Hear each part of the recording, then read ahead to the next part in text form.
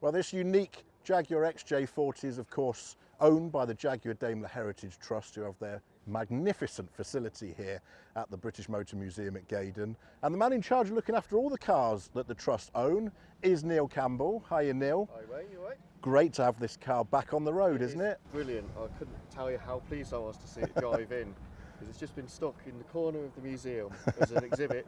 Had a perspex bonnet, so you could see the engine. Ah. So you couldn't actually use the car because of that, which, you know, it was a good idea. But this car, I think, really is kind of, these are the sort of cars that people are getting into now, I think, and these are the ones that the younger people are really interested in. Yeah. I still class myself as a younger person, slightly, but I love these cars, and so just to get this one back on the road again is fantastic. I mean, I taxed this yesterday for it to be able to drive down here. First time it's been taxed since 1995. Amazing. So that's incredible, isn't it? And new tyres as well, I noticed. New tyres. It was a shame because the original tyres were the original factory fit tyres, but no, you can't drive on those. So yeah, absolutely. So that was vintage tyres, sorted us out the tyres for those. So, brilliant. You can't get the Pirellis that the same ones as that were on it. Can't get them anymore. So we wanted something that looked classic, but had better longevity and performance. Well, of course, nice tall sidewalls, which was the characteristic of these really luxurious cars. They waft along, don't they? Well, I'm looking forward to having a ride in this car because I've never even seen it started until today. So yeah, I think we're going to go out in it a bit later and just there's a little bit more work to do on it, I think, isn't there? So there's a few more things to sort out. Yeah.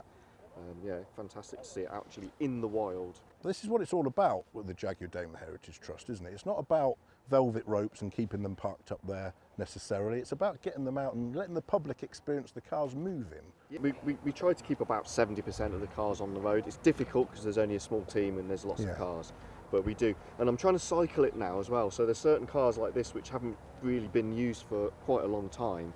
So some of the ones that have been used quite regularly and been out a lot, I'm now trying to get some more of the cars that are sort of, they're not even projects, are they? Because they're just sort of in a museum, so it's not like a project car that's been shoved in a garage somewhere. But they do need to be worked on and they do need to be refreshed, and obviously braking system and fuel systems, usual sort of stuff.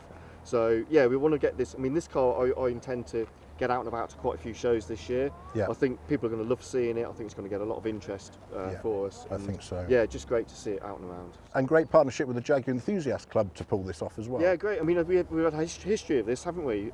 Especially with the JEC and David Marks as well, sort of getting some of the cars in the collection up and running. Unfortunately, we've sort of run out of the really big projects like we had with the Daimler Corsica and the XK180. There's not too many of those cars there now. So we've got cars like this, which, you know, even though they're in really good condition and they look fabulous and they're not rusty and all of those things, they have been standing for quite a long time, and so, you know, you do need to go through those diligence, go through all the checks.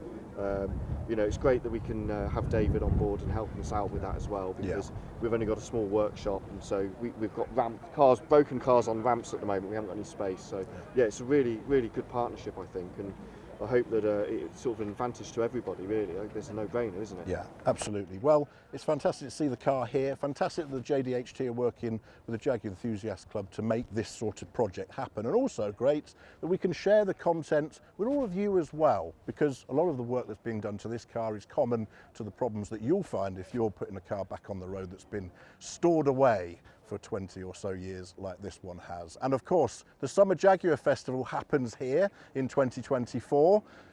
You can find all the details at jec.org.uk/events, and it's the 40th anniversary of the Jaguar Enthusiast Club.